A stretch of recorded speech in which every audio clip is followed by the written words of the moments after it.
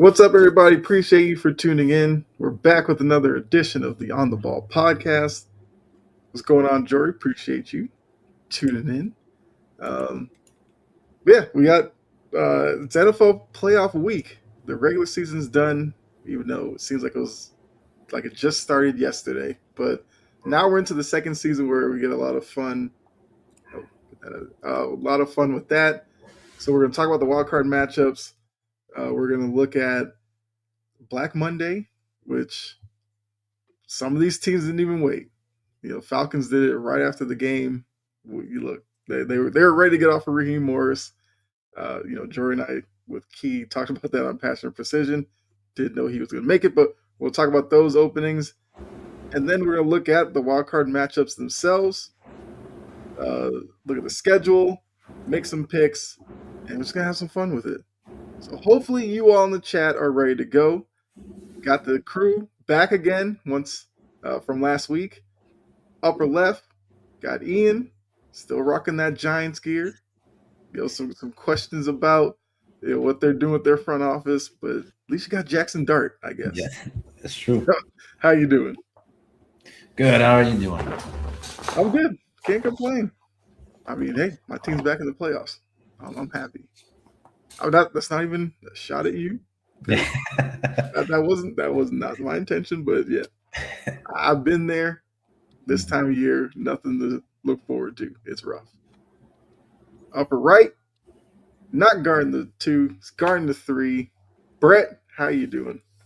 I am doing great. I'm really excited for this weekend when we go to Chicago and beat the Bears. It's going to be terrific.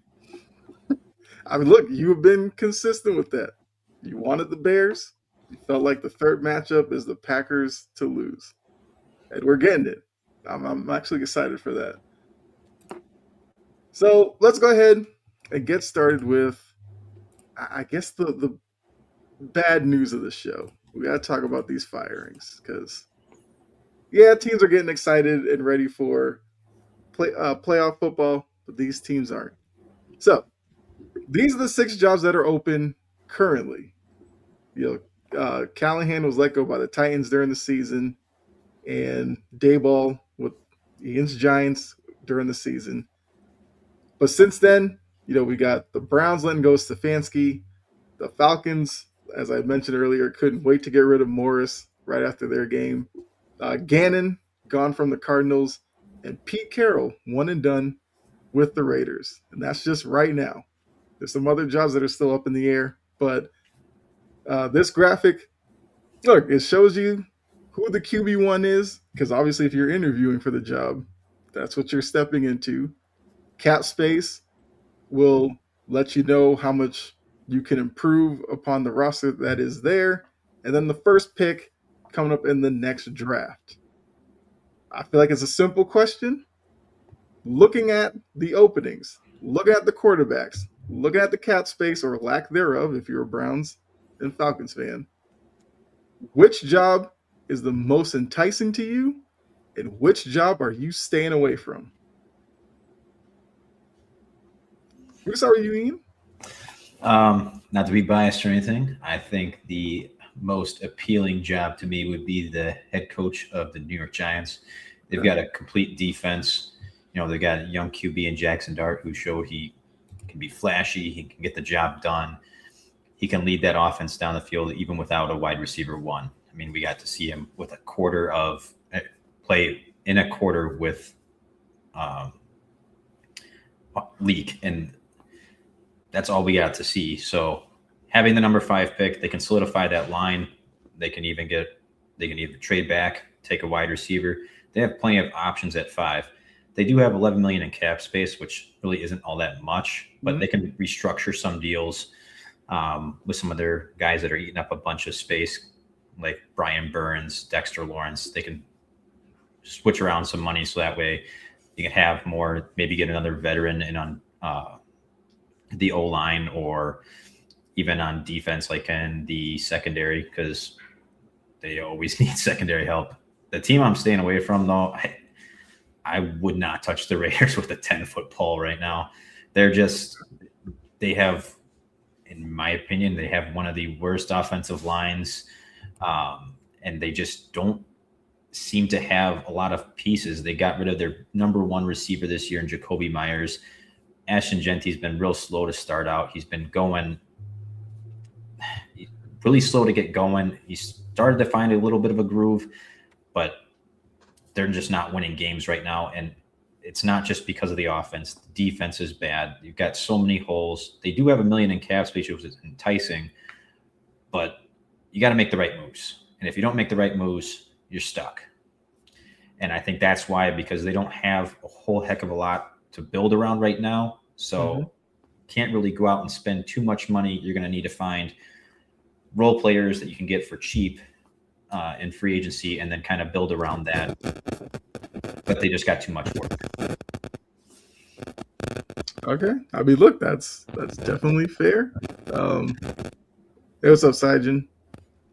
Okay, so 3-D, I feel like Nagy is rumored everywhere.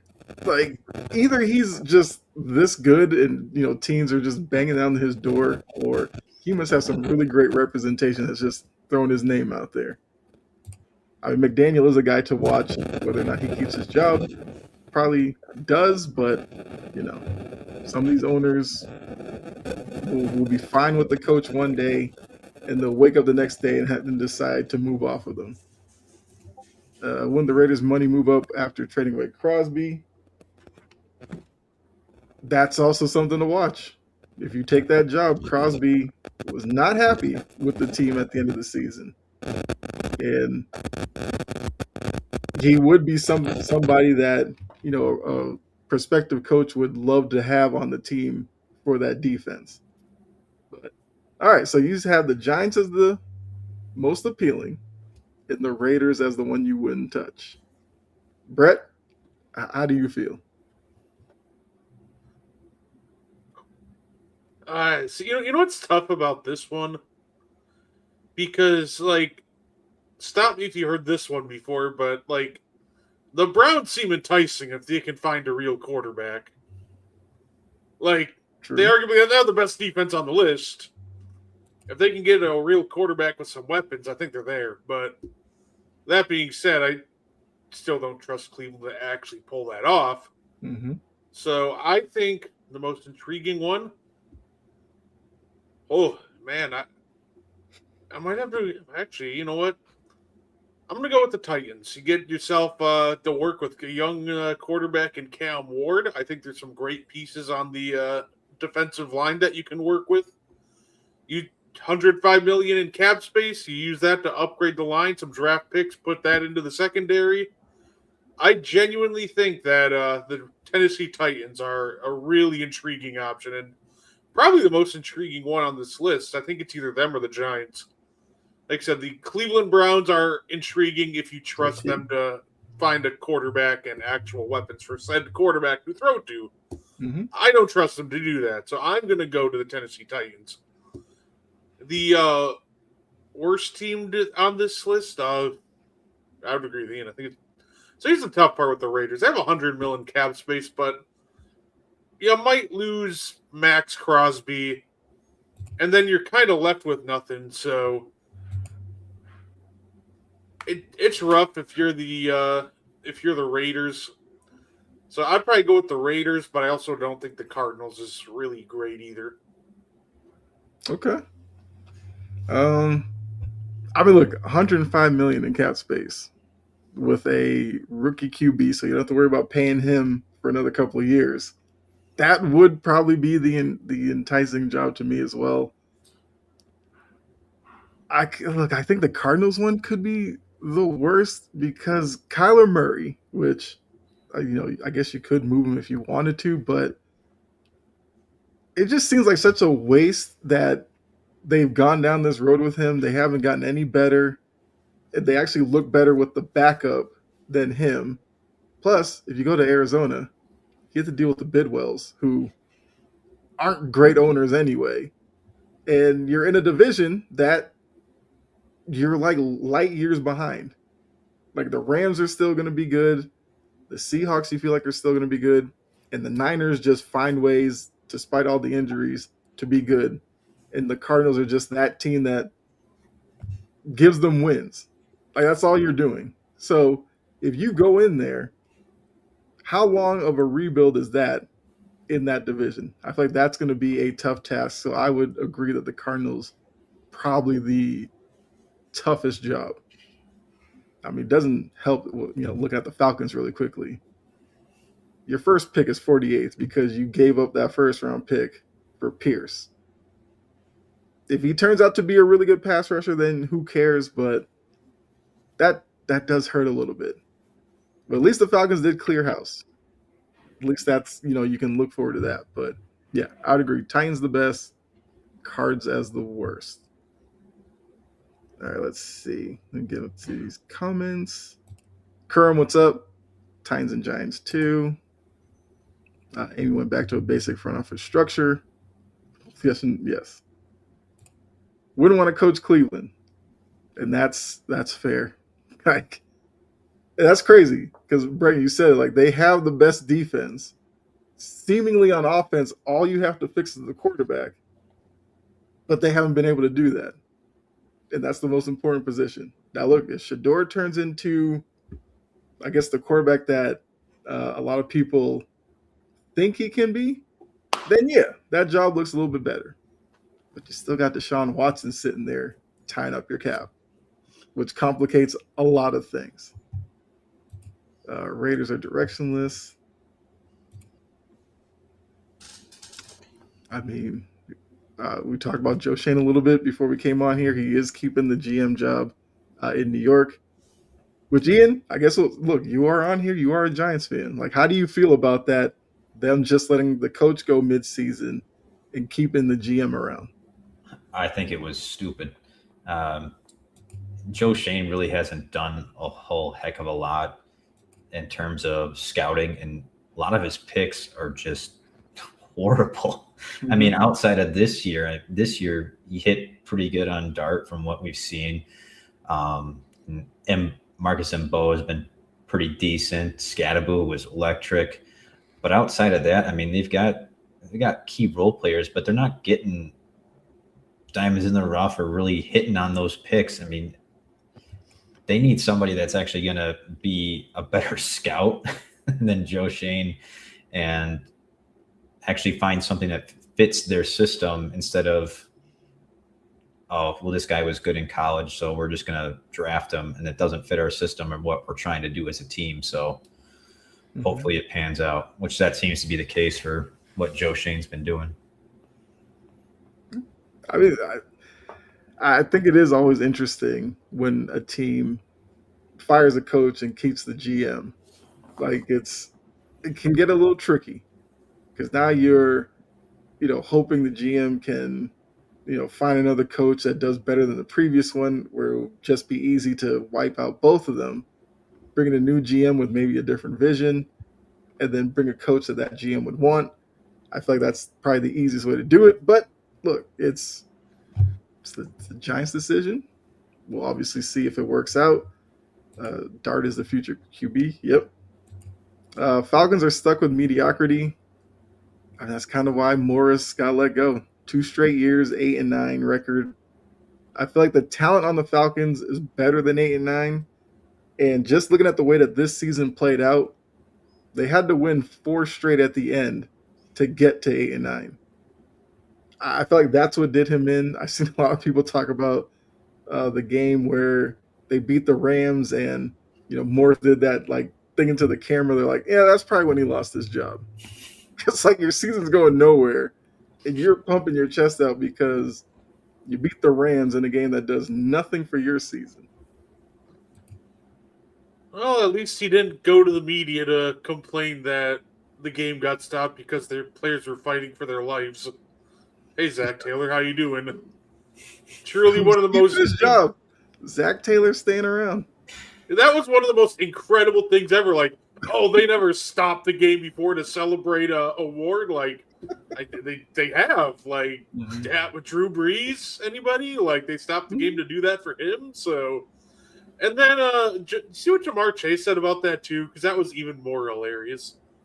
He echoed the statement and went, "Are they going to stop the game if I get 10 receptions?" I'm like, Brother, nobody cares if you break the Bengals franchise reception record. Yeah. Like, what? Like, Mhm. if you break like Brandon Marshall's ridiculous number of like, what was it, 20 something, or like, yeah, sure, we'll stop the game for you. Maybe. But to go, well, if I catch 10, like, brother, nobody cares about the Bengals franchise record. So that was just a hilarious day of complaining for the Bengals. Mhm. Was the Cards' problem Kyler Murray? He wasn't the solution. I think that's the best way to put it. Like, He's not the full problem, but he's not. I don't think he's a solution. Like they're gonna have to find a franchise quarterback eventually. yeah. And if they move on from Kyler Murray, it's like, where does he fit? Where does he go to become better? Skull. I have heard that. It makes too much sense, doesn't it? There's no way they're gonna run back and waste another year with 9 when you have, especially if you keep Brian Flores around. Like you're not Mhm. gonna waste another year of that defense on JJ McCarthy and Max Brosmer. Like they're gonna go out and get somebody like Kyler Murray or a veteran quarterback. I Yeah. have to think that's the game plan. At least that should be. Yeah. I mean, I guess I wouldn't hate it. I don't know. It would just be weird seeing that. But he's a Cards fan and he knows. That is true. Yeah. Okay. I mean, look, it was a Black Friday. We knew it was coming. I guess the last thing before we move on is that outside of Zach Taylor, is there a coach that you're surprised didn't get fired today? And there's still a couple hours left in the day, but is there somebody you're surprised still has a job right now? Can I just say Zach Taylor again? I was going to say outside of Zach Taylor. I think we're all surprised Zach Taylor still has a job.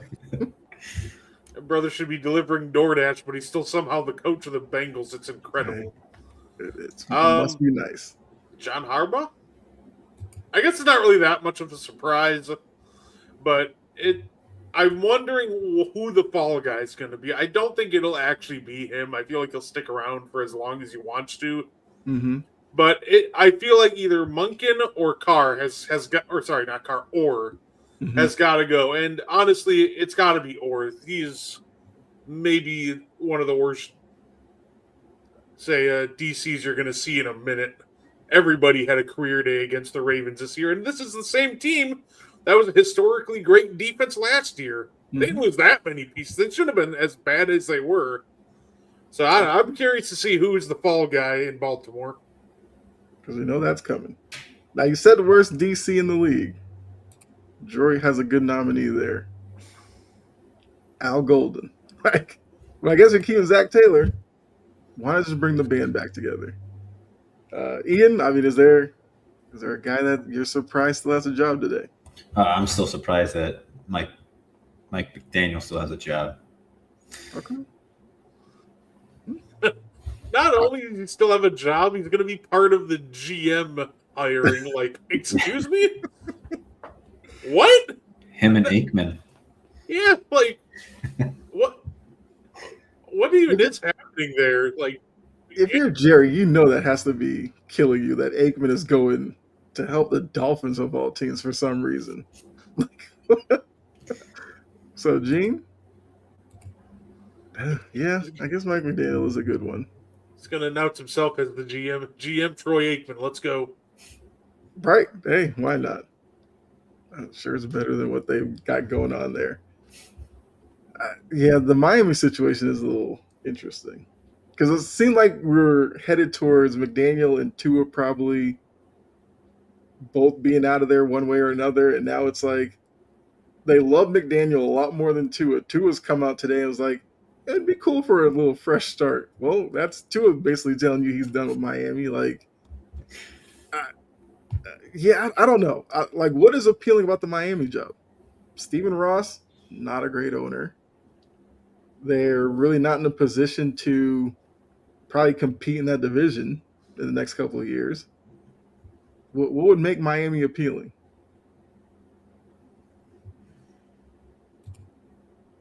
Razor complete rebuild, but pick one. Okay. So they're going to get. I'm guessing they're going to go Mendoza at one. You'd think, and they'll have their quarterback of the future, and they can cut Geno next year. So, I think the dead cap 0 in next year. So Mm-hmm. it's there. I can see it. I can definitely see it. All right. I was surprised when I said Aaron Glenn with the Jets, Yeah. because a lot of people thought he was probably going to be a one and done guy. But it seems like he might stick around. So I thought about it, and I'm like, it is surprising that he's still with the Jets. And then I realized the Jets never act logical ever. Absolutely. So then it all of a sudden became unsurprising. Be like, oh, never mind. I'm actually shocked they didn't give him an extension. Look, I guess you look at it as the quarterback position was never, in a good state. Like, Fields had a good preseason. It didn't translate in the regular season. And they ended the year with Brady Cook under center. I don't know how many coaches are winning with that situation. But now you're asking a franchise that can't pick quarterbacks to go find one that doesn't turn into Sam Darnold or one of these who play better once they leave. That's the crazy part. And if you're Mendoza, Mendoza, I guess, would go probably to Vegas, but there's people talking about Dante Moore going to the Jets. Good luck.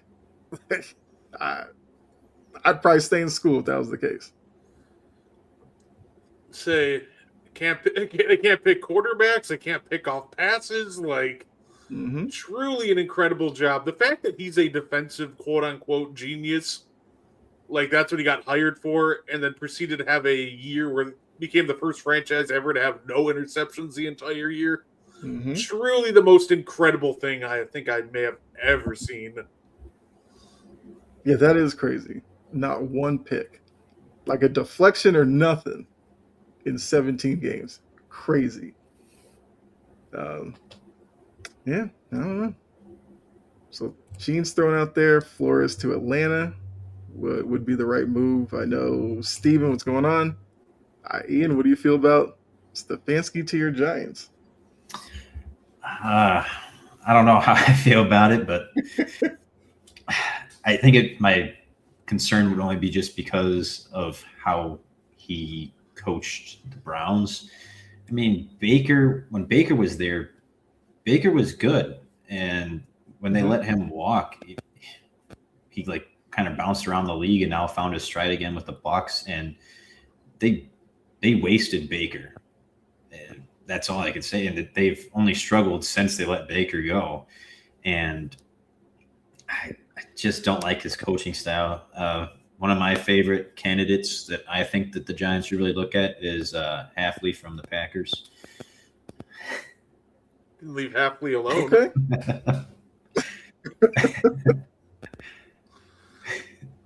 Okay. Hey, why not? Signs as Kubiak to the Giants. Kubiak wouldn't be bad either.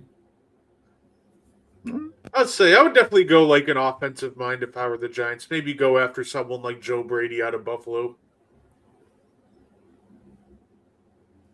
Yeah.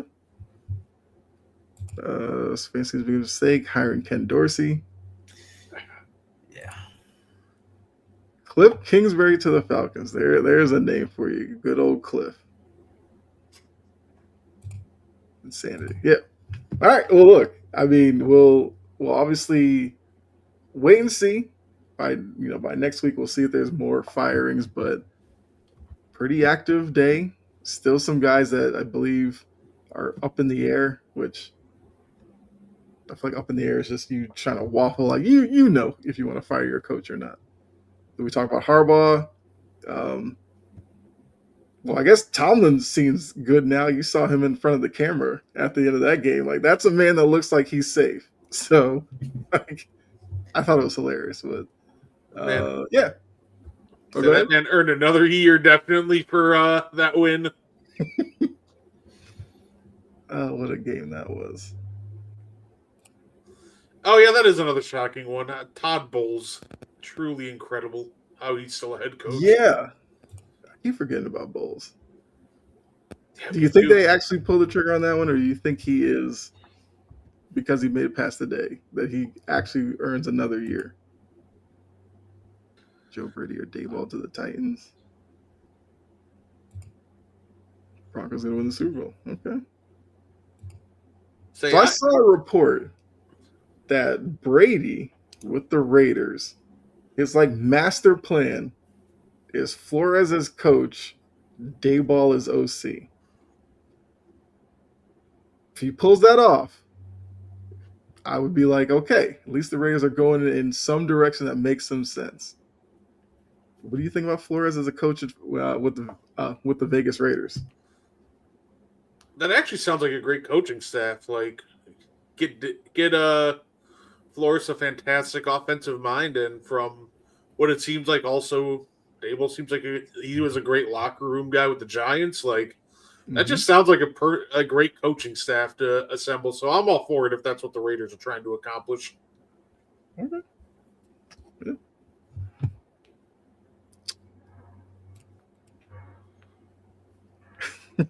Pulls that off, the Raiders are his new favorite team behind Jacksonville. I feel like a lot of fans would definitely be okay with that.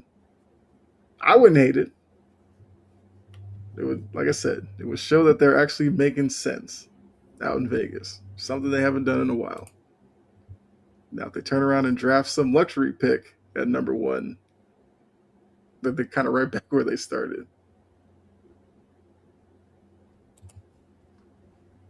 Put it on your face. All right, Sergio. All right, so look, we dealt with the teams that aren't in the playoffs. They have their own work to do. Let's look at the teams that are preparing for games this weekend. So here's the wild card weekend schedule, and I tried to predict it because they kind of had the little moment there after halftime of the Sunday night game where they're like, "We'll review the schedule." This is not exactly what I thought, but it was pretty close. So Saturday it gets kicked off 4:30. Rams Panthers. Okay, that's the game with like the biggest spread and everything. Whatever. Saturday night, Brett, your Packers face the Bears. So 8 p.m. The third matchup, rubber match, should be a lot of fun. Sunday you get a triple header with the Bills and Jags at 1, Niners Eagles at 4:30, Chargers Pats at 8, and then Monday night standalone Texans. Well, we now know it's the Steelers. I guess sorry Ravens, they kept your hopes up there. They didn't update it, but the Steelers. The only thing I would have changed about the schedule, flip the Monday night and the middle game on Sunday. That probably would be the only thing I would have done, but either way, I feel like it's okay. Look at the matchups. Which game are you most anticipating, and which one is just going to be background noise for you? Oh, man, Anthony, you're going to get yourself banned from the chat. We got a Patriots fan in here. Kidding. Anthony, it's all good. It's all good. You're entitled to your opinion. He's writing your name down. He knows who to call out first next week. Yes, I do. I'm gonna pick a non-homer pick because obviously I'm excited to watch the Packers, but I think the game I'm most intrigued about is that Sunday night game, Chargers Patriots. I think that's going to be a very intriguing, close game. I also think the Steelers and not the Steelers, Jags and Bills is a fun one. But I think if I'd say what game I'm kind of the most intrigued by, it would be between those two outside of the Packers, and I'm probably going to go Bills Jaguars. I want to see if T-Law can do it. Can he do it now when the lights are bright? So I'm very intrigued. What game is white noise? You know what? Probably Rams Panthers. Hey, Stereo Man says Panthers are going to beat the Rams twice this season. I don't think so. I think it could happen. But at the same time, I think the Rams are going to remember what happened the last time, and they're going to come in pissed off and just kind of run right through Carolina. especially since that win, the Panthers are just kind of falling backwards into the playoffs. They are reeling. So I think that it's going to be a very boring start to wild card weekend because I think the Rams are just going to smash the Panthers. Let's see here. Hey, D-Dog, hey, rep your team. They pulled off a big win. Say, hope the Steelers, Packers, or Chargers go all the way this year. Steelers, Packers, or Chargers. Okay. What do we think about the Birds? I'll open that up to you guys. Eagles, Niners. Eagles have had a season that up and down, frustrating for a lot of Eagles fans. I mean, Gene's in the chat. We've heard Gene every week. Frustration with the offense. Defense has been really good. Niners, it seems like they're kind of hitting their stride with Purdy back now. I guess, how do you view that game? Who has the advantage in that one?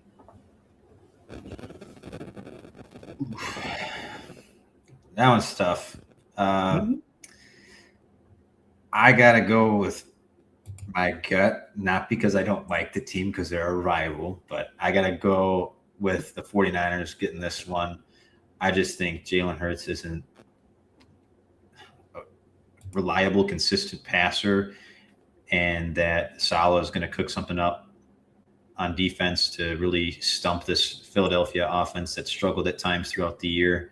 And with Brock Purdy, I mean, we could call last game, the Seahawks are a very good team this year. And they kept them to 13. They got 3, but I still think that they come back after that loss and they come in guns blazing against Philly. Mike says they are all easy picks. All right, Mike. I mean, look, if you're watching, put your picks in the chat. Let us know who you have winning each matchup. Rams have to win or Burrow will head to LA. Oh, yeah. I mean, that's a rumor that's going to linger for a while. Can't rush the passer, and their corners can't control our wide receivers. Eagles 35-13. Okay. I think the game will be, I think I'd pick the Eagles to win this one, but here's the thing about that. What I'm worried about isn't the ability of the 49ers to control the wide receivers. I'm worried about the Eagles' ability to utilize the wide receivers. They've been highly up and down, inconsistent, like Ian pointed out, and a lot of that can be pointed out to the predictability of the offense, especially from Kevin Patola this year. He's been terrible calling plays. I think the Eagles win. I think they could win maybe by double. Maybe it's like a 10-point game. Mm-hmm. But it's one of those things with Philly. I have to see it to believe it. But it's not because I don't think they have the talent. It is because I genuinely don't trust their offensive coordinator to call the right plays at the right time. And while I think they still managed to pull it out, I think it makes the game a lot closer than it should be.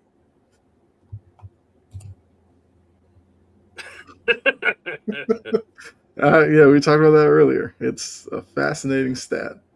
All right, so Mike, who said easy picks: Rams, Bears, Bills, Niners, Pats, Steelers. D-Dog, Rams, Bears, Bills, 49ers, Pats, Steelers. So, okay, you guys have the same exact picks. All right. We'll pick the rest of them, I guess, in a little bit, because I do want to get Ian the matchup you're looking for and the one that's just background noise for you. I'd say that the one I'm most excited for is the Chargers-Patriots game. Just two great defenses, two good quarterbacks going against each other. I feel like Justin Herbert's going to be a little slow to start, but once he gets going, this could actually be a pretty good matchup. Okay. And then the background noise for me, I don't know, it's a tough one for me because I'd probably have to agree with Brett. The Rams aren't going to take too kindly of how the Panthers beat them last time, and they're going to cook them this time. I'm feeling that one's going to be a big blowout, so I'd probably say that one. Okay. Had some more picks coming in. like I said, keep dropping your winners in the chat. Um, and look, I would probably agree. The matchup that looks like the most of a mismatch would be Rams Panthers, and then watch. That's probably going to be some crazy close game that comes down to the wire. The one I'm looking forward to, obviously, my Patriots, but the other matchup, I feel like Packers Bears. I'm intrigued by because I was a big believer in the Packers early in the season, and I mean, Stereo Man, I was just saying that the spread is the largest spread, so it's viewed as the biggest mismatch. I mean, the playoffs, anything can happen. But I was a big believer in the Packers early. They have not ended the season that well, and the Bears are feeling themselves. They finished with a great into their season. A lot of development and growth with Ben Johnson, Caleb Williams, and all that. But it's the third time that they're meeting. And I feel like when it comes to divisional matchups in the playoffs, a lot of things go out the window. And because of that, I feel like if the Packers find what they had early in the year, they could pull the upset. But the Bears get back to like their ground game and they have a lot of success with that, it could be a long night for the Packers. I would say I don't even think we need to like go crazy and find what we did early in the year because we pretty much had them beat the last time, but unfortunately there's some really just fluky arse plays that happened right at the end. So it is what it is. They got the win, but the Bears have led against the Packers for approximately 0 minutes and 0 seconds all year. So True. It's going to be one of those things where I think a lot of people think, oh, they beat the Packers last time. They got our number. But I don't think that's necessarily true. I think the Packers have shown that it's going to be a close matchup. But if I have to pick between both of them, the Packers have kind of been able to hold off the Bears and have their number for pretty much the entire year outside of a little 3-minute stretch at the end of the last game. So, like I said, I'm confident that we'll beat the Bears on Saturday. Okay. Like I said, you've been on that for the last couple of weeks when this matchup looked like we were headed towards it, that you have wanted the Bears and think that you could beat the Bears.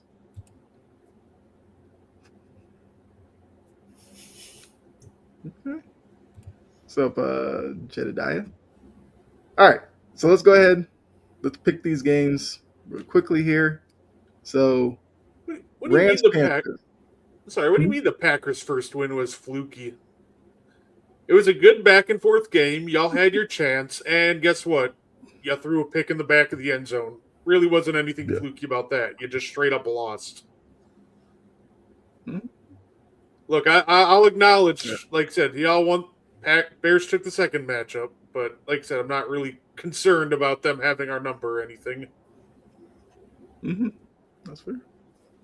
Like I said, I'm always intrigued by divisional matchups on Wild Card Weekend. Look, Jedediah, I get it. You're a Bears fan. Rep for your team. I get it. No, fair. No, rep your team.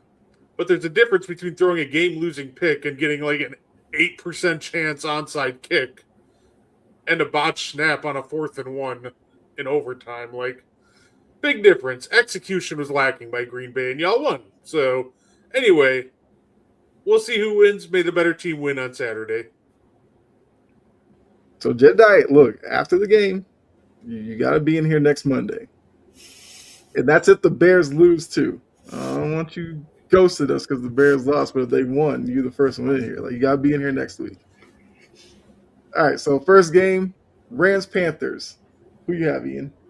I got the Rams. Brett? Rams. I'm going with the Rams. Sorry, Stereo Man. I'm going with the Rams. But, Stereo Man, if you've been watching, I've been pulling for the Panthers all season. But I don't know if it's a good matchup for them. All right, so we'll have the Rams on that one. All right, Saturday night, Packers-Bears. Who you got, Ian? Packers. Okay. Well, Brett, I'm pretty sure you're taking the Packers. Oh, yeah. And I'm going to go Packers, too. Like I said, I've been with Green Bay all season. I'm going to give them this one. Dylan's got Bears 27-24. Gene's got Rams 27, Panthers 20, and then Packers 16, Bears 10. I could see a game like that. All right, so we all got Green Bay. Sunday, Bills Jags. Which I do think is an interesting matchup. Not gonna lie, I'm kind of there with you, Brett. I want to see what the Jags look like in the postseason. But Ian, who you got? I have the Jags taking this one. Okay, Brett. Oh, it's going to be a tough one, but I'm going to stick with Buffalo. It'll be a fun back and forth one, but I think the Bills take this one home. I got the Bills too. Yeah, it said that Adams will probably be back unless there's a random late setback. Right. And hamstrings, you always got to be careful with. So I'm sure a lot of probably missing like last game was probably precautionary. All right, middle game on Sunday, Niners Eagles. Ian, where are you going? Niners. Brett. I'll go Eagles. I've been torn between this one. I'll go Eagles in a close one. All right. Sunday night, Chargers, Patriots. Where are you going? Patriots. All right. Brett. You know, like I said, I would love for the Chargers to move on, but I think it's going to be the Patriots. All right. I'm taking the Chargers. No, I'm not. I'm taking New England. I think it's going to be a fun game, though, because I do want to see Herbert and what the Harbaugh Vrabel matchup, but I'll take New England in that one. Monday night, Texans, Steelers. Where are you going, Ian? I'm going to go Texans. Brett? You know what? I'm going to pull for my guy. He's going to come through. Old man Rodgers figures it out, and the Steelers knock off the Texans. Okay. Fortune favors the bold, or I just look like an idiot next Monday. Time will tell. I'm taking Houston. I think that defense is going to be relentless. Although, look, he does get DK Metcalf back. We'll see if that changes anything, but I'll take Houston in that defense. Let's see. So Gene had Pats 27-26. Like either of them, I'm rooting for the Niners. And then he has 18-12 Texans. Okay. All right, so looked at the matchups, but we already know quick passes. I mean, that's going to have to be part of the game plan, obviously. Will Anderson Jr. Yeah. We looked at the matchups, but we all know the postseason comes down to the quarterback play. So I got a tier list ready for us. Let me get that here really quickly. And pull this one up. All right. So get this to share. All right. Let's see if I can make this. Playoff tier? Oh, I like it. There we go. So we got the playoff quarterbacks. We're going to rank them because, like I said, this is where a lot of these games are going to come down to these guys and how well they play. I just kept it simple.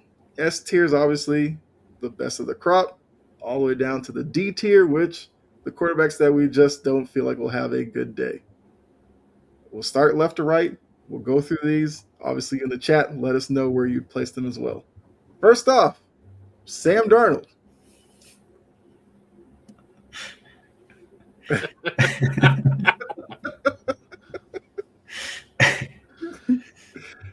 I mean, we got some time to get to Hurts, but Sam Darnold, where are we ranking him? B. Okay. You okay with that, Brett? Or you got another spot? No, I think that's fair. He's Sam Darnold. If you ask me, like middle of the season, I'd say he's like A tier, but he's really struggled this back half of the season. So I think B's the good tier for him. As part of that, you've seen his career and you're just not fully bought in yet, and you're still holding back, wanting him to prove something to you. Oh yeah, yeah. Marshawn Lynch calls him Ginger Cruz.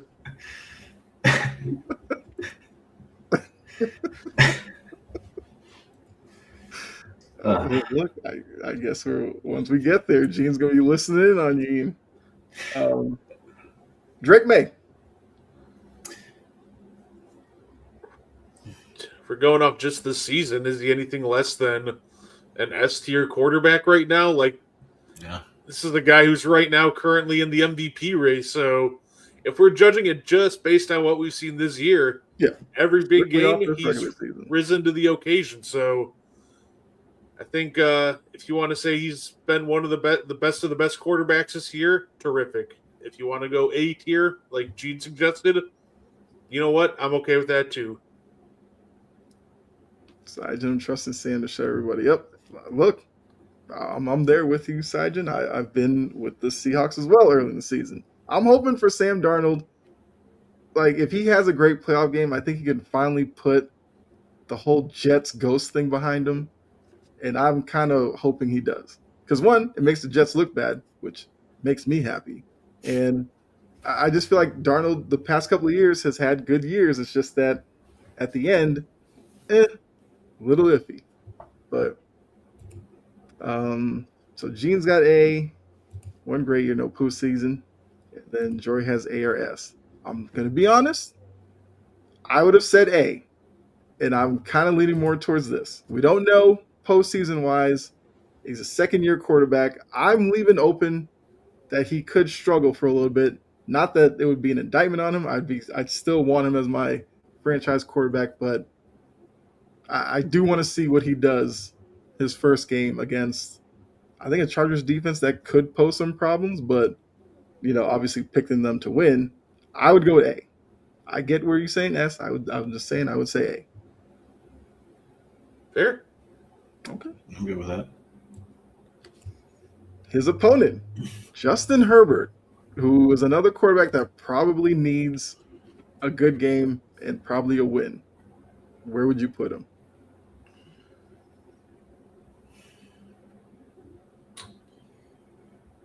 Because I guess the baseline we have right now, Darnold is a B, May is an A. Where does Herbert fall in? I'd say based off the season, it's got to be a B. Tori's got C. So you would put him with Darnold, okay? Brett, you agree? Ooh, is there like a tier list for C plus? He's another quarterback that's just been kind of reeling a little bit. Like, he just keeps ripping off these games with one interception, one touchdown. It's just been like very mediocre from him. And then, of course, he's dealing with that injury, that broken hand on his non-throwing hand. So I think I'll be nice because he is an elite talent. We'll go B. I was really tempted to throw him in C, but you know what? I'll go B. Okay, that's fine. I feel like every time we do these, there's always that person that comes up where it's like, if we had just a little mid category, that it would work. Because I agree, like C plus would not be terrible to put him in.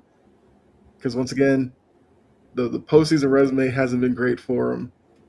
But I agree. Like, I like Herbert. It's just that it always seems like there's something, for whatever reason, why he just does not have that postseason success. And it's kind of weird.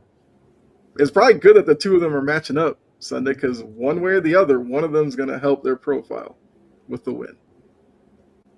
All right, Gene, here's your moment. Ian, we got Jalen Hurts up. Where are you putting him? Oh, boy. I mean, Hurts can throw a good ball. Everybody that's on here can throw a good ball. Mm-hmm. To me, it's about consistencies. I think the consistency lacks with Hurts sometimes, which is why I went to put him in S. But he still is of an elite talent. He can use his legs. He can throw real nice, tight throws. So I'll put him at A. Okay. I'm cool with her today. All right. I mean, I know Gene has him an S for the MVP. I would agree with A, but okay, see? All right. Appreciate that, Gene. All seriousness, he's an A. I mean, look, all the conversations from the offseason were all crazy. It's the guy wins. So if he keeps up with that reputation, this is the time where we should see the best version of Hurts. Now the wins mean a lot more, and we'll see. We'll see if he can flip that switch with that offense. More of a Tomlin fan. Okay.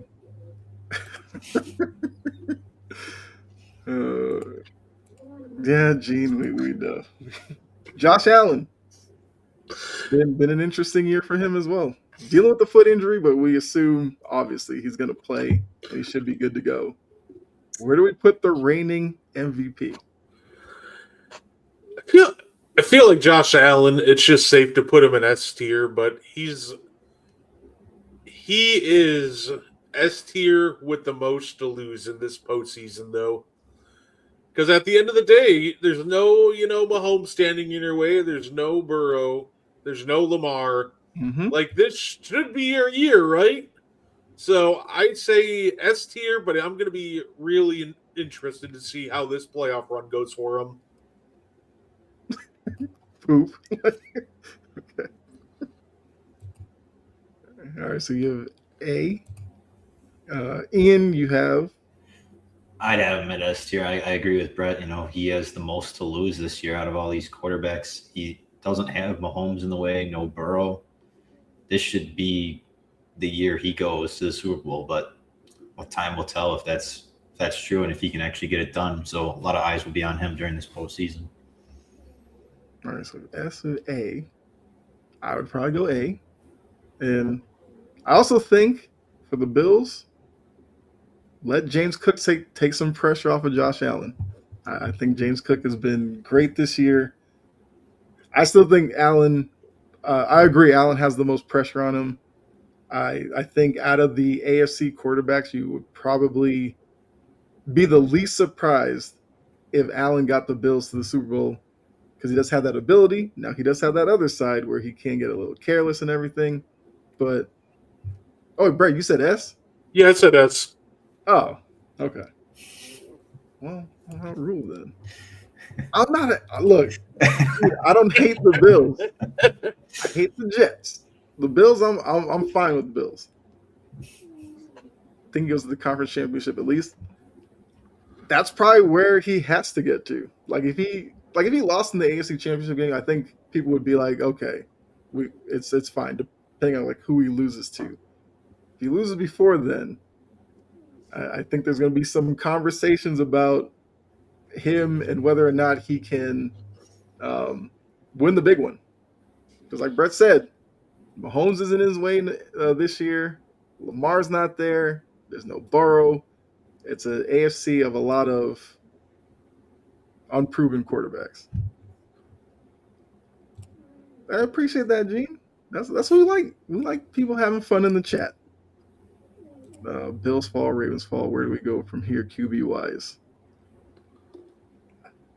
We might have a little bit of a changing of the guard if that happens. Aaron Rodgers looked like a monster last night. 63 years old, yeah.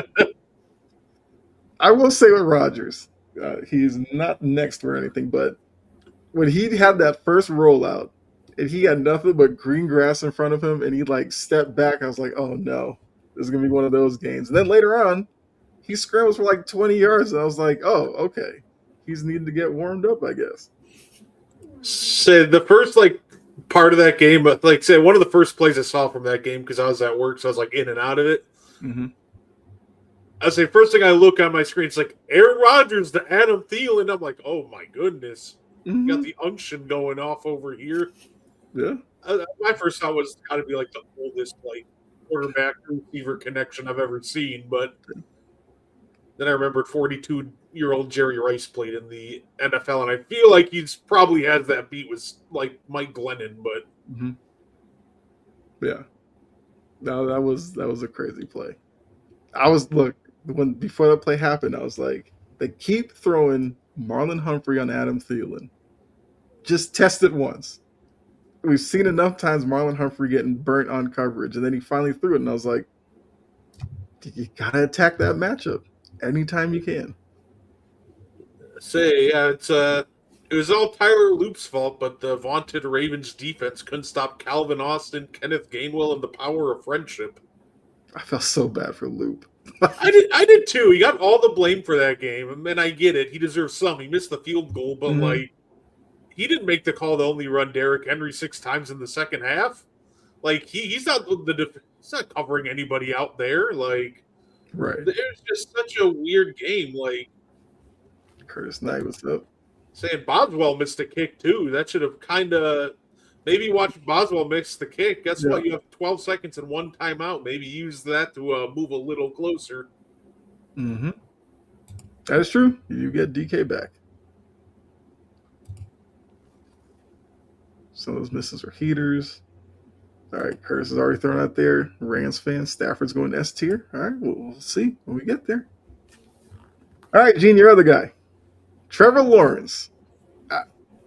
Where are we putting him? Because you could use some logic we've used with another quarterback and place him somewhere. I'm not going to reveal, but where do you have Trevor Lawrence? D minus. I respect it. That is just true hater. D minus is incredible. Love it. He's so D-Dog, I was thinking along the lines because we put Herbert in B because he hasn't had the postseason success. Does that not apply to Lawrence? I mean, he has one, yes, but that game was a little. He beat Herbert. He came back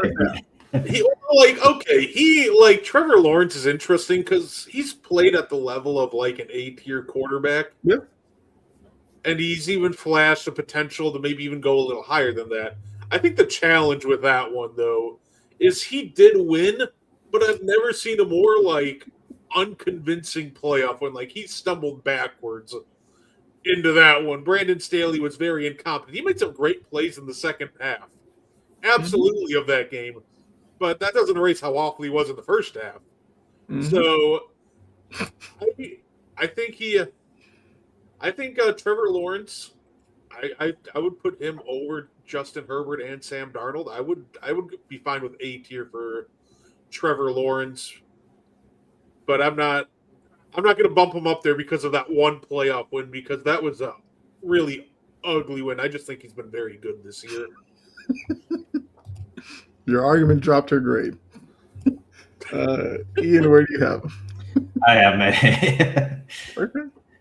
That's fair. We'll bump him up a grade because he was the guy that got, I just forgot his name. Brandon Staley fired. That we'll give him an A for that. No, that's fair, G. Yeah, I know, G. Look, Jordan Love, if you watch media coverage of Jordan Love, you wouldn't know if he's great or a bust based on the way they talk about him. So now we're going to have, I guess, the final word on it. Where do we put Jordan Love? We'll start with Ian. We'll let Brett go second. I think Jordan Love's had a really good year. You know, he's protected the ball very well. Threw for over 3,500 yards this year.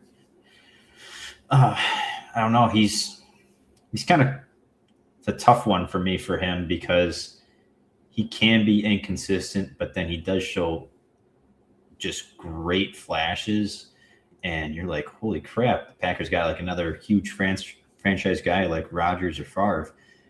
But I think for me, the inconsistencies want me to put him at B. Sorry, Brett.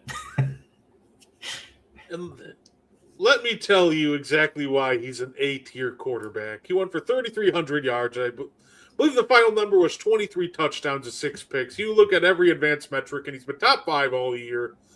And in most of them, he's top 3. The only quarterbacks he's really trailing in a ton of advanced metrics are Drake May and Matthew Stafford, the 2 MVP candidates. I think Jordan Love's been a lot better than people thought, because What's the big criticism? Wait for him to turn the ball over. Well, that happened a couple of times this year, and he bounced right back. Cleveland Browns, he put us in position to win that game with a game-winning field goal. I think that Jordan Love's been a lot better than people are giving him credit for. He's been very good at minimum to elite when he's playing at his best. I think Jordan Love, in all reality, is like, if you had like a B plus tier and you wanted to put him there, I get it. But I truly think that, considering the year he's had, I definitely think that he's right in the range of. I'm going to say A, but I'm going to let Kyle make the final decision on this one. Okay. I think initially, only because we don't have the B plus and all that tier, because I agree, I probably would have put him in between there. If I look at Darnold and Herbert, if I close my eyes, I would say I would probably take Love over them. So if I'm gonna do that, I'd probably put Jordan Love at A. But I agree, if we had B plus, I probably would have put him there. Now, that means Love can't go out and throw like 3 picks, because then we're going to look like idiots next week. But I still have a lot of faith in Jordan Love. I think he's a really talented quarterback. He's yet another quarterback that could use a playoff moment and a good win against a good Bears team. Because Love is 1-2 in the playoffs, I believe. Yeah. And he looked great in that win against the Cowboys. But now it's like he probably does need another playoff win now. Bo Nix. Oh, sorry. Go ahead. No, I was going to say, yeah, Love's got about like 5 quarters, like a full game of looking great against the Cowboys, another 3 quarters of looking great against the 49ers, and about like 5 quarters of rough football. So, yeah, I could see the skepticism of him needing another like really consistent end-to-end game in the playoffs. But Bo Nix, I'd put him in B tier. You want to talk about inconsistent? That's Bo Nix. Yeah. He's been really up and down all year. So I really want to see the Broncos succeed. Mm-hmm.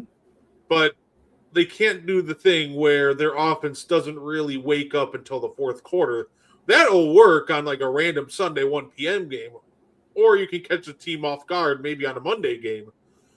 But in the postseason, now you're dealing with the best of the best. I think that the Broncos' run here might end up coming down to Bo, and I think he can deliver. He's shown he can. But if they decide to just be completely inconsistent like they have for long stretches of the year, even though their defense has won them quite a few games as well, then it'll be interesting. But I would say right now for a Bo, I'd put him in B tier. Okay. Ian? I agree with what Brett said when he was talking about, not showing up until the fourth quarter. That works during the regular season. They're not playing the Giants in the playoffs. They're not going to be down 31 and then just easily make a comeback.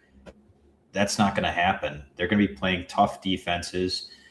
And if Bo can't get going like he's shown time and time again this year, they're not. Well, I mean, you two already said D. I mean, no, I said B. B. I said B. I thought you said D. No. He's shown the highest potential. Hey, if you're a Broncos fan, that's on me. That's on me.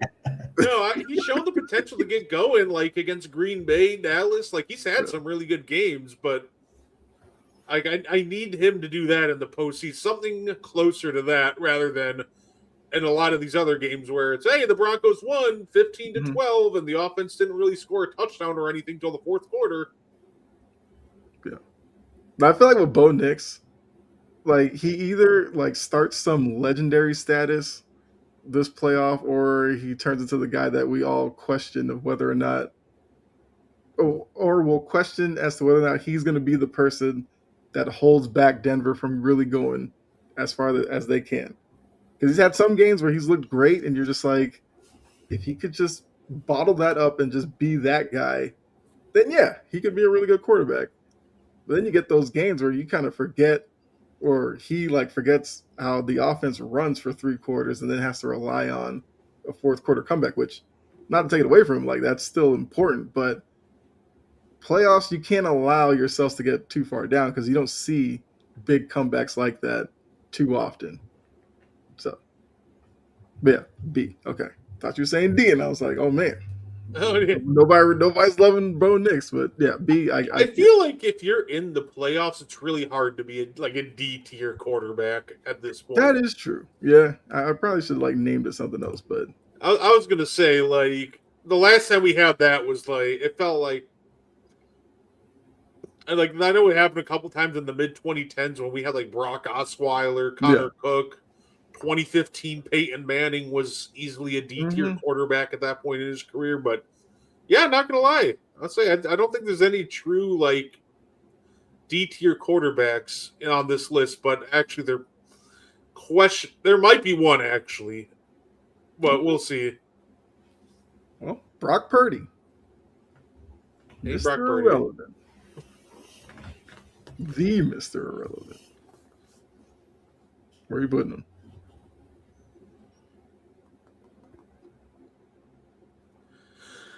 Ooh, say this is a guy who I think he's been very good for them. He's actually anchored some deep playoff runs. I think the worst you can do with Brock Purdy is put him in B tier. But if somebody wants to make the argument that he's an A tier quarterback that tends to get going when the lights are the brightest, I'll listen. All right, so Ian, are you gonna go with B, or are you one of those who thinks he's an A tier quarterback? I'll go with B. I'm not going to say A. Like, he's a very consistent quarterback, and he does have playoff success. He does have a lot of that, but I don't know if I want to pair him up with May, Hurts, Lawrence, and Love. All right, D-Dog says A or B. Jory, he's been to 2 Super Bowls, S/A. He's another guy where if there's like a B plus tier, like that's where I'd put him. Mm-hmm. Yeah, I mean, look, Purdy seems like he's kind of hitting his stride towards the end of the season. I think I think he has the makeup for the playoffs, and I think that's kind of why that Eagles-Niners game could be interesting, is because look, Purdy's dealt with a lot this season, whether it's his own injuries or just the fact that there's no Deebo Samuel anymore. Ayuk has been banished to Siberia for whatever reason. And I mean, they moved off of him, but like he had a really weird year. But it's just like now with no Trent Williams, supposedly, we'll see if he can make it back. But that would be a big loss for him. Kittle's banged up, and McCaffrey is his most reliable weapon. But he's making it happen with like Jawan Jennings, who I think leads the team in receiving touchdowns. Like, I do think that Purdy does have that it kind of thing with him when it comes to the playoffs. But I'm not mad at B. Maybe as Rory said, you'd probably do like the A- B plus mid tier for him. But like I said, if you want to put Brock Purdy in A tier, I'd back that up. He's just in. I think he fluctuates between like one or the other. Right. Just like we've seen him to have a 3 interception game, like that 1 touchdown, 3 interception game that was brutal. But then he followed it up with like a 5 touchdown and then a 3 touchdown game. So, like I said, I'm starting to think that he's probably just A tier. Okay, that's fine. I mean, look, if you get the 5 touchdown Brock Purdy, like Niners would be a dangerous out. Because he showed it with his legs and with his arm as well. Like he was a complete quarterback the game. But let's keep going. Aaron Rodgers, 41-year-old, coming off of the big comeback win over the Ravens. He's had an interesting year. I mean, they put up stats before that game, averaging like 200 yards a game this year, which isn't impressive, but led them to 10 wins. Where are we putting Aaron Rodgers? He's been consistently like good this year too, really good. Mm-hmm. He hasn't had a lot of bad games. You talk about a guy 3,300 yards, 24-7 in touchdown to interception ratio. I think with Aaron Rodgers, if you want to say that that's still a down year for him. He's clearly on the decline, and you want to put him in B tier, I would listen. I think that's probably the spot for him. But if you want to argue that obviously there's nobody in this playoffs with more playoff success than Aaron Rodgers, I would also listen to that if you want to try to smuggle him in A tier. But I think 42-year-old Aaron Rodgers, I think he's lost a step. I'd probably put him B tier. All right. I mean, look, D-Dog is a Steelers fan. He's got him at B or C. Ian, where are you putting him? What's going on, Rich? I'm gonna put him in. I'll put him in B tier. I mean, he has had a pretty good year this year with, like Brett said, 24-7. He's been able to keep them in close games and still shows that he's got some left in the tank. He's not horrible out there, not where he'd be like mid-tier at C. So I think B would be a good spot for him. It's too soon, Reed. The man just re-retired. Let's say Reed, he got his health insurance. He's gone. He'll be back. Say, look, He gets 5 more kids. 4 years and 360 days from now, right before it expires again. Yeah, he'll be back, active quarterback for the Cleveland Browns. The man finessed the system. It's like, I got my 10 insurance. kids? You got 10 kids. They were like, you probably got that letter in the mail. Your insurance about to run out. He's like, no, I'll just go back to the league. Colts gave him a shot. He's like, okay. He's probably the one like, yo, Steichen, you need a guy? I know a guy. Yeah. I mean, like you said, he may wait around and be like, oh, that team didn't draft somebody. Their quarterback isn't that great. I might be able to finagle another year out. But we're talking about playoff quarterbacks. That's why there's no Phillip Rivers or Shedeur. Yeah, I would agree. Rodgers would be a B. And look, and I'll give him this as well. Last night when he made that throw on the left sideline to Austin where they like got the route mixed up and he was yelling at him, in my head I was like, there's no way he's going to throw back that way because that's usually what Rodgers does. And then late in the game, Austin was wide open. He gave it to him and he was celebrating it. I was like, okay, seeing some growth from Aaron. Probably because DK wasn't out there. You know, he probably would have gone to DK on that route. But I thought that was a good little thing for Rodgers to do. But I agree. B, like he's 42. He's probably done better than I thought. I got to give him credit for that. Matt Stafford. I think he's the only other guy in S tier. You want playoff success? He's got it. You want regular season success? He might be named league MVP in a couple of weeks, either him or Drake May. So I think if we, if you want to say dinged Drake May for lack of postseason experience, I think we put Matthew Stafford in for almost the opposite reason. This guy is also an MVP candidate who's won a Super Bowl. And even last year, he took the Eagles right to the breaking point.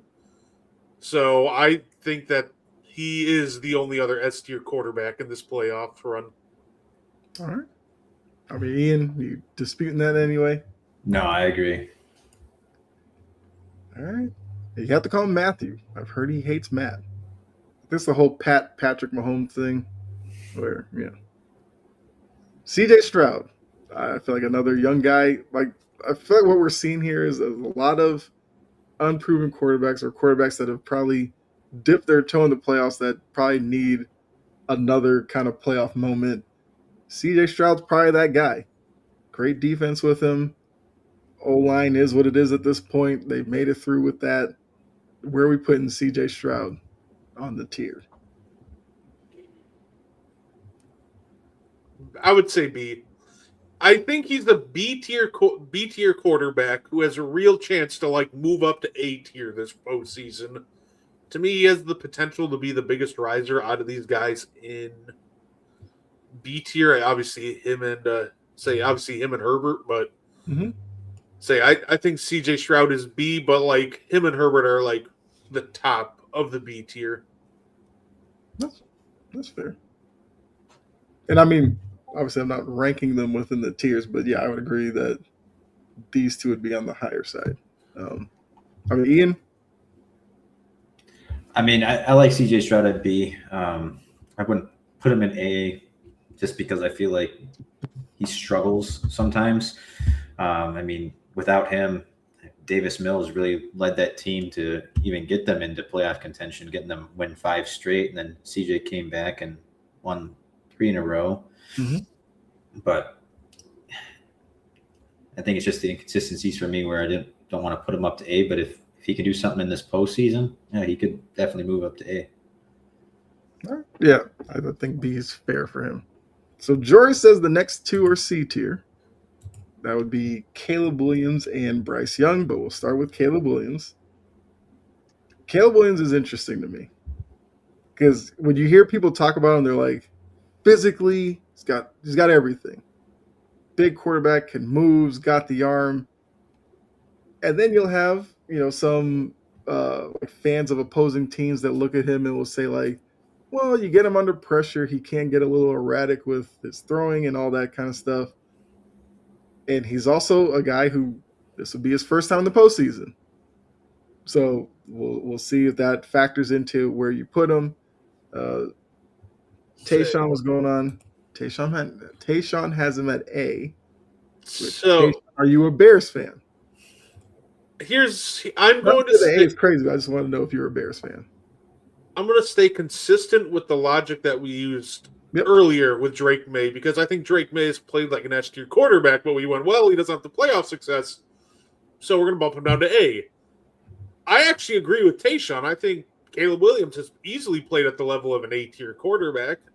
He's literally like 50 yards away from being the first Bears quarterback for 4K passing yards, 27 touchdown to interception ratio. That being said, I think that if we're going to ding Drake May from S tier for no postseason experience, I'm going to ding Caleb Williams down to B tier for lack of postseason experience. I think he's going to prove himself to be an A tier quarterback very quickly. I like Caleb Williams. I think he's a very good quarterback. But if we're going to use that on Drake May, I think it's only fair to start Caleb at B tier and let him work his way up. Okay. Ian, what do you think? Yeah, I agree with Brett. Not really a big Caleb Williams fan myself, but he did come out this year and ball out. I mean, the team went from having 5 wins last year to having 11 wins this year. He really helped. He really developed as a QB this year. Made some pretty great throws, even under duress on the run, in tight coverage. He's not afraid of throwing the ball. He thinks he can throw the best ball, and sometimes he does, sometimes he doesn't. But I think with this talent and everything, like Brett said, put him at an A tier, but because of the lack of postseason success, which is what we've been doing for all the other quarterbacks, I'd put him at B. Okay. I think that's fair. Like, crazy thing is, like, coming out of this weekend, Caleb Williams could have the most, like, Sports Center moments out of all these quarterbacks because that's kind of what he does. But I agree. I think he could obviously leap a lot if he can kick off his postseason kind of record with a win over the Packers, and if he can look good doing it. I think B is fair to put him down there. Lowly old Bryce Young. Look, this is a quarterback that could be D tier, and this is who I was talking about. But I want to look. I like the direction the Panthers are going in. Let's start with that. So if you're a Panthers fan watching, no knock on Bryce Young or anything. It's just that they're just not a necessarily good team. They're building. Like, they're not a good team, but it still was a big year for them. And I'm excited to see what they do next year. You got Tep McMillan. I like that. Rico Dowdle. Like. Now it's like a different stage, and yeah. It seems like C is the only answer here. I think he's a C tier quarterback. I think the guys above him, the difference is I've seen these guys when needed for stretches, they can actually, put the team on their back for a little bit if really needed. Like I've seen Darnold do that for the Seahawks, Herbert. When it comes to Bryce Young, he seems to just mainly cook if the run game is cooking, then he can play off the play action. If the defense is giving him short fields, I think he's a solid quarterback. I think he's a fine game manager, but I just don't think he can take over a game like the way that we've seen the quarterbacks above him do. So I think I would start him in C tier, but I'm rooting for him, and I hope he proves me wrong and makes me look like an idiot next week. That's the goal. And Ian, you okay with C? Yeah, I'm good with C. Yeah, I think when the Panthers drafted him at 1, I think that with their thought process was that, he was the more NFL QB ready player over Stroud. And I think it's kind of biting them in the butt right now, seeing Stroud's success with the Texans and learning that Bryce Young is more of a developmental project. And while he's coming along nicely, he still has a lot more development to go in order to be with those guys at the B tier. He doesn't really have the skill set yet to be able to put the team on his back. I think he has the talent. He's very talented quarterback, but I don't think he has a skill set with him right now to be at B or A or S. So I think putting him at C is good. I think he's trended in a positive direction this year, Absolutely. but he just hasn't fully put it together yet. Yeah. Mm-hmm. That's fair. And look, I think if you're Bryce Young, you can look at Caleb Williams and go, I hope that happens for me. Because look, Caleb Williams has had all these attributes, but we always looked at it as the organization wasn't doing right by him, the coaching wasn't good for him, and the pieces around him needed an upgrade. I think if you look at Bryce Young, you would say organizationally, the Panthers haven't been great. Tepper is Tepper. Coaching, we were looking at Canales as a guy who could get fired this year. So the coaching hasn't necessarily been great for him. And then around him, they got Ted McMillan, which is nice. And Dowdle, like I said, is nice. But the other pieces probably could use a bit of an upgrade. So it's not really a knock on him putting him at C. It's just that he still has some room to grow. And it's not like he's a terrible quarterback. And I agree with you, Brett. I'm rooting for him as well. I would love for him to go out there, one-on-one duel with Matt Stafford, and him come out of that with the win, because I think it would do a lot for him. I just don't know I can necessarily bank on that. But they are heading in the right direction, for sure. But there's our tier ranking for our playoff quarterbacks. And I will put this up on the Wire to Wire page, which those of you tuning in, like I said, notice some new names in the chat. Appreciate you all for sure. Go ahead and check out. Well, first you can subscribe to Wire to Wire over on YouTube. Check out the Wire to Wire page over on Facebook. Follow that and everything. And Bryce can look at Darnold and Baker. That's true. Yeah. And look, maybe Canales is the right guy for him. I don't know. Finishing 8 and 9, I don't know if that really should secure his job, but he's getting playoff experience. And like you said, D-Dog, yeah, playoff experience is why he's not going to win. Already subscribed. Appreciate that. Right. Anytime, Sajin, you already know. We got you. That last topic that we had. So, guys have anything you want to add before we get out of here? Maybe you want to throw a bold prediction for this weekend if you want to. Let's say anything you want to throw out there, Ian? No. I already threw out my kind of boldish prediction of the bold prediction of the Steelers knocking off the Texans. Yeah. All I wanted to throw out there is thank you guys for tuning in, and if you're a fan of professional wrestling, we're doing the Meaty Boys Award Show for 2025 in about a half hour. We got some special guest presenters, so it's going to be a lot of fun, and we're like I said, we're just celebrating a great year of 2025 in professional wrestling. All the awards were voted on by different viewers, so like I said, I'm excited to reveal the winners. So definitely check us out if you got some time. All right. And look, I guess for me, you'll see me back on here It's a Thursday, Sound on the Sideline, and then Friday, Passion and Precision with Jory and Key. But yeah, that's another show in the books. Once again, like the new crew, I'm loving it. Ian, once again, appreciate you. Brett, appreciate you as well. Make sure you do come back in a half hour for Meaty Boys if you're a wrestling fan. Even if you're not, if you just want to maybe get into wrestling or something, check them out. Check out the award show. It would be a lot of fun. But for us, we're done. We'll see you next week. Enjoy the games, and we'll be back here to talk about them next week. All right, bye.